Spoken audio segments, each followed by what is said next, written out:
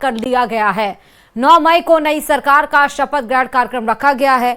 ऐतिहासिक parade ground में यह भव्य कार्यक्रम आयोजित होगा। दोपहर में शपथ ग्रहण होगा।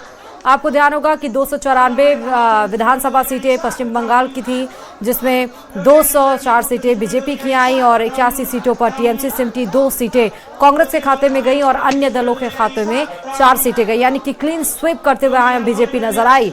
और वहीं पर्यवेक्षक के तौर पर गृह मंत्री अमित शाह बनाए गए हैं और 9 तारीख को शपथ ग्रहण कार्यक्रम रखा गया है। यानी 9 तारीख को पश्चिम बंगाल की जनता बीजेपी की मुख्यमंत्री को उस रास्ते को लगाएगी, यानी कि मुख्यमंत्री की कुर्सी पर बैठाएगी। हालांकि गृह मंत्री अमित शाह ने पहले ही कह दिया था कि जो बांग्ला बोलता है वही मुख्यमंत्री के तौर पर पश्चिम बंगाल में शासन करेगा। तमाम नाम तो सामने आ रहे हैं।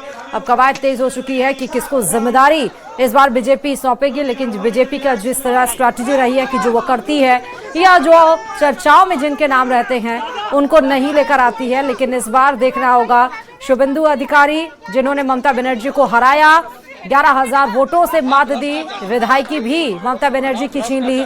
15 साल के बाद जहां बीजेपी ने वापसी किया, कमल खिलाया, अपनी स्ट्रैटेजी, फुल प्रूफ स्ट्रैटेजी यहां पर बीजेपी ने अपनाई।